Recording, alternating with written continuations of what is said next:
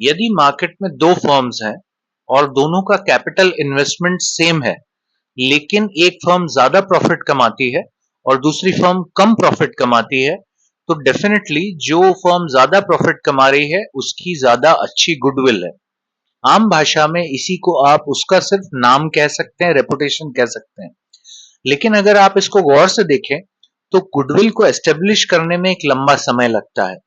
यदि कोई नई ऑर्गेनाइजेशन है और एक पुरानी ऑर्गेनाइजेशन है, तो पुरानी ऑर्गेनाइजेशन की गुडविल ज्यादा अच्छे होने के चांसेस हैं। गुडविल कई सारी चीजों के ऊपर डिपेंड करती है। उदाहरण के तौर पे, क्या आप मोनोपोली बिजनेस कर रहे हैं या आपके जैसे बहुत सारे हैं?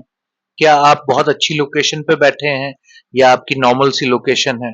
क्या मार्केट की सिचुएशन है? तो तमाम तरीके की चीजें हैं जो गुडविल से जुड़ी हुई हैं। गुडविल का सीधा सा मतलब होता है, गुडविल वो चीज है, वो इंटेंजिबल असेट है जिसकी वजह से कोई भी फर्म एक्स्ट्रा प्रॉफिट कमाती है। सबसे पहले meaning of goodwill. Over a period of time, a well established business develops an advantage of good name, reputation and wise business connections। कह रहा है कि एक समय तक काम करने के बाद जो भी बिजनेस होता है उसको अपने नाम का फायदा मिलने लगता है, अपनी रेपुटेशन का फायदा मिलने लगता है, साथ ही उसका जो वाइड बिजनेस कनेक्शन है उसका भी फायदा मिलने लगता है। The main factors, this helps the business to earn more profit as compared to newly set up business। तो ऐसा बिजनेस जब पुराना बिजनेस होता है तो उसको नए बिजनेस के कंपैरिजन में एक कॉम्पिटिटिव एज मिल जाती है, यानी वो ज्यादा फायदा ले पाता है। In accounting, the monetary value of such advantage is known as goodwill.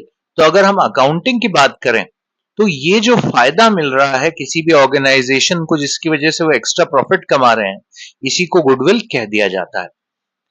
Next point है factors affecting value of goodwill. अब किसी फर्म की गुडविल की वैल्यू कम हो सकती है, किसी की ज्यादा हो सकती है, किसी की बहुत ज्यादा हो सकती है। तो ऐसी कौन कौन सी चीजें हैं जिसके ऊपर डिपेंड करता है कि किसी भी फर्म की जो गुडविल है वो कितनी होगी? तो सबसे पहला जो आइटम है वो यहाँ पर है नेचर ऑफ बिजनेस, यानी किस तरीके का बिजनेस करती है। A firm that produces high value added products और having a stable demand is able to earn more profit and therefore has more goodwill। अगर कोई ट्रेडर है और कोई मैन्युफैक्चरर है, तो मैन्युफैक्चरर क्या करता है, एक रॉ मटेरियल खरीदता है और उसमें वैल्यू एडिशन करके बेचता है।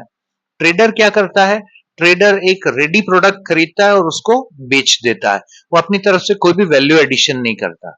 यहाँ पे कहा गया है तो अगर कोई ऑर्गेनाइजेशन वैल्यू एडिशन कर रही है तो उसकी गुडविल होने की ज्यादा संभावना है, वेयर एज अगर कोई ट्रेडिंग कर रही है तो उसकी संभावना कम है। दूसरा यहाँ पे कहा गया है कि यदि उसके प्रोडक्ट की डिमांड ज्यादा है और वो स्टेबल है तो उसको प्रॉफिट ज्यादा होगा, यानी कि डिमांड भी है और साथ ही वो सीजनल डिमांड नहीं है, वो साल भर रहती है, तो इसके ऊपर भी डिपेंड करती है गुडविल। नेक्स्ट है लोकेशन। लोकेशन यानी किस जगह पे वो लोकेटेड है। अगर आप सेंट्रली लोकेटेड हैं, किसी ऐसी जगह पे लोकेटेड है यहाँ जहां पे लोगों का काफी रश रहता है, तो ऐसी जगह पे आपकी जो प्रोडक्ट है, आपका जो बिजनेस है, वो लोगों की नजरों में ज्यादा आता है, तो ज्यादा दिखेगा तो ज्यादा बिकेगा, पुरानी कहावत है। तो जहां पर अगर कस्टमर ट्रैफिक ज्यादा है वहां पर गुडविल भी ज्यादा होती है। थर्ड पॉइंट है एफिशिएंसी ऑफ मैनेजमेंट। यदि आपका मैनेजमेंट एफिशिएंट है तो आपकी गुडविल ज्यादा होगी। मैनेजमेंट एफिशिएंट होने का मतलब क्या होता है, आप जो है ज्यादा प्रोडक्टिविटी निकालते हैं, आप ज्यादा प्रोडक्शन करते हैं, आप कॉस्ट एफिशिएंट है, यानी आप पैसों की बचत करते हैं। तो ये सारे फायदे जिसके पास होंगे उसकी गुडविल ज्यादा होगी। फोर्थ है मार्केट सिचुएशन। अब मार्केट सिचुएशन से यहां मतलब है कंपटीशन से। If the monopoly condition is there, you'll have more goodwill rather than having less competition। Monopoly condition है तो आप अकेले ही बेचने वाले हैं, आपकी गुडविल ज्यादा होगी। यदि कम कंपटीशन है तो भी आपकी रेपुटेशन अच्छी होने की संभावना है। लेकिन अगर बहुत ज्यादा कंपटीशन है, जो भी प्रोडक्ट बन रहा है वो बहुत सारे लोग बना रहे हैं, तो इस केस में बहुत ज्यादा गुडविल होने की संभावना नहीं है। इसके अलावा गुडविल कुछ और चीजों के ऊपर भी डिपेंड करती है, कुछ स्पेशल एडवांटेजेस हो सकते हैं।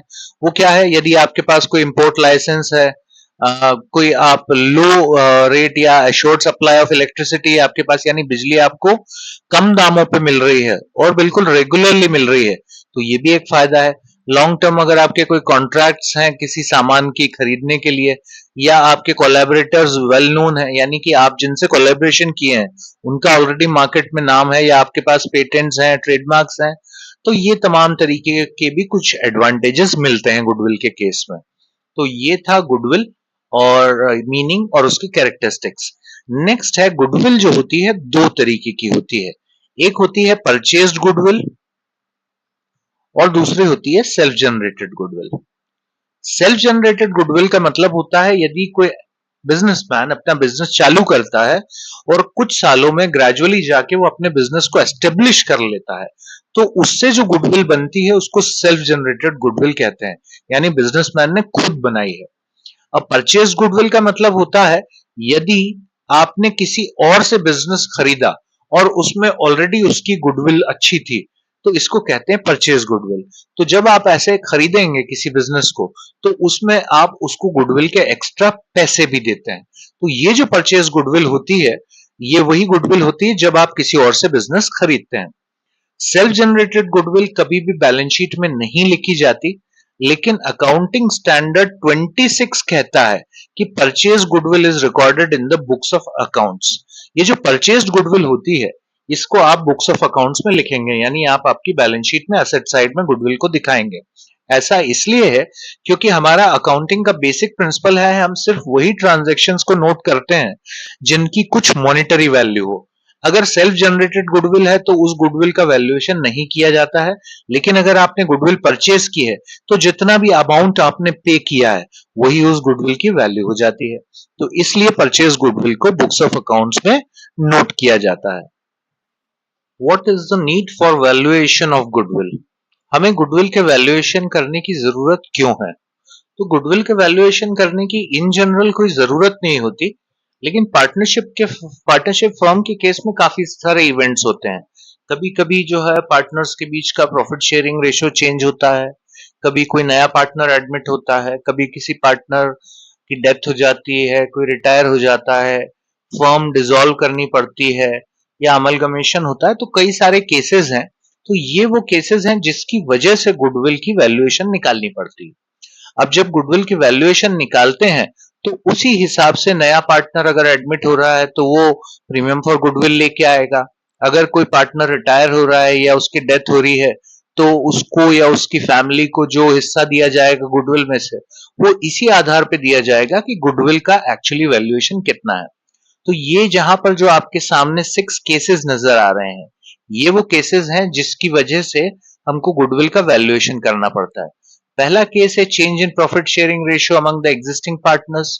दूसरा है admission of a new partner, retirement of a partner, death of a partner, dissolution of firm involving sale of business as a going concern, यानी फर्म डिसॉल्व की जा रही है, खत्म किया जा रहा है उसको, लेकिन जो है किसी और को बेच दिया जाएगा। अब ये पार्टनर्स उसमें काम नहीं करेंगे। नेक्स्ट है अमलगमेशन ऑफ पार्टनरशिप फर्म, यदि आपकी फर्म किसी दूसरी फर्म के साथ मर्ज हो गई तो ये भी केस है, इसमें गुडविल का वैल्यूएशन करना पड़ता है।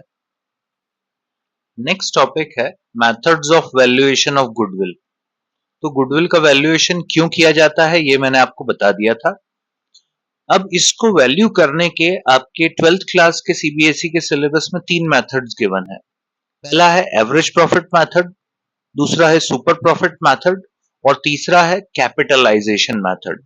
अब इस मेथड को समझने के लिए सबसे पहले मैं आपको एक छोटा सा डायग्राम बना के दिखाता हूं यहाँ पे, जिससे आपको ये समझ में आएगा कि एवरेज प्रॉफिट क्या होता है, सुपर प्रॉफिट क्या होता है और नॉर्मल प्रॉफिट क्या होता है। फॉर एग्जाम्पल एक कोई मार्केट है, उसके अंदर 2 शॉप्स हैं, एक शॉप का नाम है ए और एक का नाम है बी, राइट। ये 2 शॉप्स हैं यहाँ पर। अब इन दोनों दुकानों ने 10 लाख रुपीस का कैपिटल इन्वेस्टमेंट किया हुआ है, इनकी कैपिटल एम्प्लॉयड है 10 लाख। ये जो बी शॉप है इसको 1 लाख रुपीस का प्रॉफिट होता है, जबकि ये जो ए शॉप है इसको 3 लाख रुपीस का प्रॉफिट होता है। ये जो ए शॉप है ये इस मार्केट में काफी पुरानी है, जबकि बी शॉप न्यूली एस्टेब्लिश्ड है, अभी पहला ही साल है फॉर एग्जाम्पल उसका। तो बी शॉप जो है इसको जो प्रॉफिट हो रहा है, इस प्रॉफिट को नॉर्मल प्रॉफिट कहा जाता है। नॉर्मल प्रॉफिट, नॉर्मल प्रॉफिट कैसे निकाला जाता है? तो नॉर्मल प्रॉफिट का फॉर्मूला होता है normal profit is equal to capital employed into rate upon 100। यानी कि आप जितना भी पैसा लगाएंगे बिजनेस के अंदर, जो भी कैपिटल एम्प्लॉय करेंगे, उस इंडस्ट्री का जो भी रेट ऑफ रिटर्न होगा उससे आप मल्टीप्लाई कर दीजिए। फॉर एग्जाम्पल किसी एक बिजनेसमैन ने 1 लाख रुपए लगाए बिजनेस में, और बिजनेस का रेट ऑफ रिटर्न 10% है, यानी कि उसको 10,000 रुपए कमाई होगी उस बिजनेस में। यदि उसी बिजनेस में वो 10 लाख रुपए लगाए और 10% का रेट ऑफ रिटर्न हो, तो उसकी कमाई कितनी हो जाएगी? 1 लाख रुपए। तो नॉर्मल प्रॉफिट कैसे निकालते हैं? जितना पैसा लगाया उतना प्रॉफिट। अब ये जो दुकान है बी, ये नई खुली है, इसके कोई फिक्स कस्टमर्स नहीं है, इसकी मार्केट में कोई गुडविल नहीं है, तो ये उतना ही पैसा कमा पाएगी जितना इसने कैपिटल एम्प्लॉयड किया है और जो इंडस्ट्री का रेट ऑफ रिटर्न है। से रेट ऑफ रिटर्न जो है वो 10% है। तो अगर इसने 10 लाख रुपए लगाए हैं तो ये 1 लाख रुपए कमा रही है। पर जरा इस दुकान को देखिए, ये जो बी शॉप है, ये जो बी शॉप है, इसने भी 10 लाख रुपीज ही लगाए हैं बिजनेस में, लेकिन इसका जो प्रॉफिट है वो 3 लाख रुपीज है। 3 लाख रुपीज। तो ऐसा क्यों है कि दोनों ने पैसे बराबर लगाए हैं, लेकिन ए शॉप ज्यादा पैसे कमा रही है? ऐसा इसलिए है क्योंकि इसकी मार्केट में एक रेपुटेशन है, इसकी गुडविल है, इसके फिक्स कस्टमर्स हैं जो इसका नाम लेके मार्केट के अंदर आते हैं। ठीक है, तो ये जो प्रॉफिट कमाती है, इसी प्रॉफिट को इसका एवरेज प्रॉफिट कहा जाता है। तो एवरेज प्रॉफिट मतलब एक एस्टेब्लिश्ड शॉप जो भी प्रॉफिट कमाती है उसको एवरेज प्रॉफिट कहते हैं। अब ये 10 लाख रुपए लगाने के बाद कुछ पैसा एक्स्ट्रा कमा रहा है नॉर्मल प्रॉफिट के ऊपर, तो नॉर्मल प्रॉफिट से ज्यादा ये जो प्रॉफिट कमाता है, इसी प्रॉफिट को सुपर प्रॉफिट कहा जाता है। तो सुपर प्रॉफिट वो प्रॉफिट होता है जो कोई भी फर्म अपनी गुडविल की वजह से कमाती है। तो ये जो प्रॉफिट कमा रहा है अपनी गुडविल की वजह से 2 लाख रुपए कमा रहा है, यानी नॉर्मल प्रॉफिट के ऊपर जो भी एक्स्ट्रा प्रॉफिट इसको मिल रहा है वो प्रॉफिट सुपर प्रॉफिट है। तो एक्चुअली अगर आप देखेंगे तो आपका फॉर्मूला बनेगा average profit is equal to super profit plus normal profit. ये आपका एक फॉर्मूला है जो इस पूरे चैप्टर में आपको यूज करना है। ठीक है, चलिए अब मैं आपको फिर से समझाता हूं 3 मेथड्स कौन से हैं।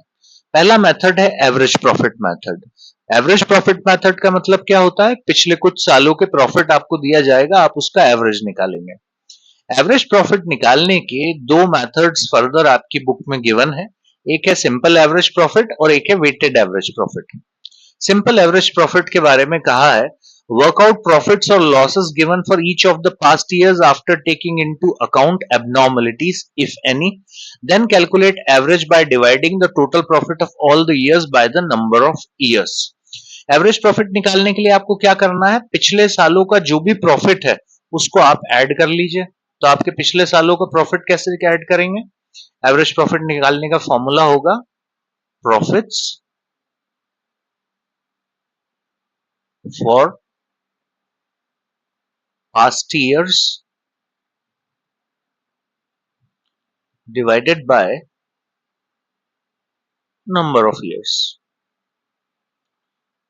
ठीक है, फॉर एग्जाम्पल आपका एक साल प्रॉफिट हुआ 1 लाख, दूसरे साल प्रॉफिट हुआ 2 लाख, तीसरे साल प्रॉफिट हुआ 3 लाख। तो ये तीनों मैंने ऐड कर दिए, इसको मैं डिवाइड कर देता हूं, कितने सालों का प्रॉफिट है? तो 1 2 3 साल का। तो ये हो जाएगा 6 लाख डिवाइडेड बाय 3, यानी कि एवरेज प्रॉफिट आ जाएगा 2 लाख।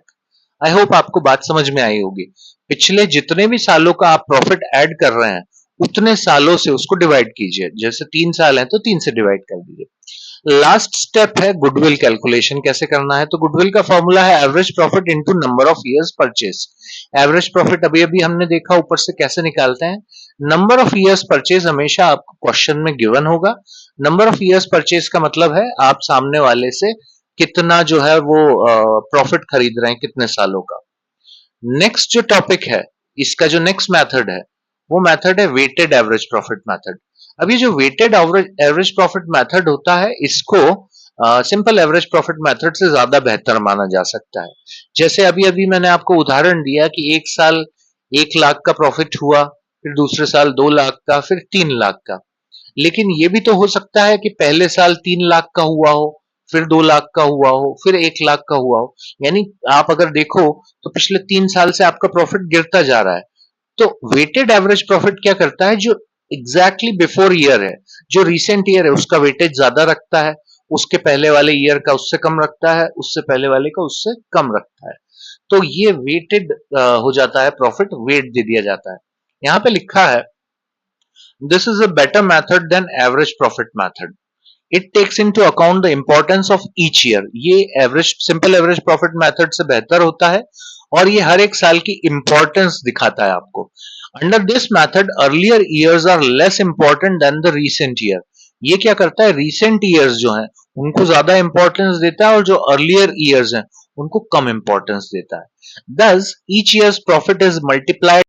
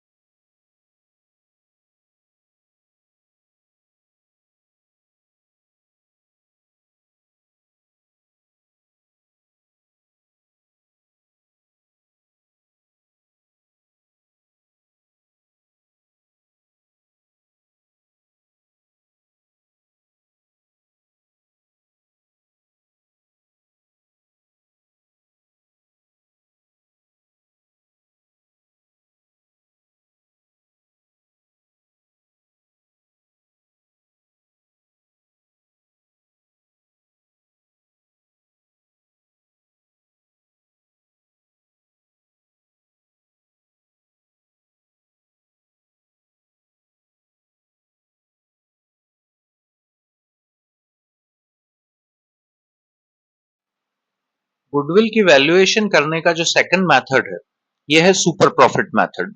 सुपर प्रॉफिट अभी अभी मैंने आपको बताया था क्या होता है। सुपर प्रॉफिट गुडविल की वजह से होता है, ठीक है। तो इसको यूज करके गुडविल निकालने का जो फॉर्मूला है वो है goodwill is equal to super profit into number of years purchased. तो काफी मिलते जुलते फॉर्मूले हैं। एवरेज प्रॉफिट का भी था और सुपर प्रॉफिट का भी सेम हुई है, goodwill is equal to super profit into number of years purchase. अब सुपर प्रॉफिट निकालने का जो फॉर्मूला होता है वो होता है super profit is equal to average profit minus normal profit. ये फॉर्मूला याद रखिएगा। एवरेज प्रॉफिट निकालना हमने एवरेज प्रॉफिट मेथड के उसमें सीखा था वीडियो में। नॉर्मल प्रॉफिट जो होता है, नॉर्मल प्रॉफिट का फॉर्मूला होता है capital employed into normal rate of return upon में 100। यानी कि जितना भी पैसा आपने एम्प्लॉय किया है बिजनेस के अंदर, वो जो बिजनेस का नॉर्मल रेट ऑफ रिटर्न है आप उससे मल्टीप्लाई कर दीजिए उसके परसेंटेज से, तो आपका नॉर्मल प्रॉफिट आ जाएगा। एवरेज प्रॉफिट में से नॉर्मल प्रॉफिट को माइनस करेंगे तो ये आ जाएगा सुपर प्रॉफिट। गुडविल निकालने का तरीका है super profit into number of years purchase. तो ये था आपका super profit method. Goodwill valuation का जो थर्ड मेथड है इसको कहते हैं capitalisation method. Capitalisation method further दो तरीके का होता है। एक होता है कैपिटलाइजेशन ऑफ एवरेज प्रॉफिट और दूसरा होता है capitalisation of super profit. Capitalisation, अब कैपिटलाइजेशन का मतलब बेसिकली क्या होता है, जैसे आ, आ, मैंने आपको एक एग्जांपल दिया था कि दो फर्म्स हैं, एक फर्म का प्रॉफिट 3 लाख है और एक फर्म का प्रॉफिट 1 लाख है।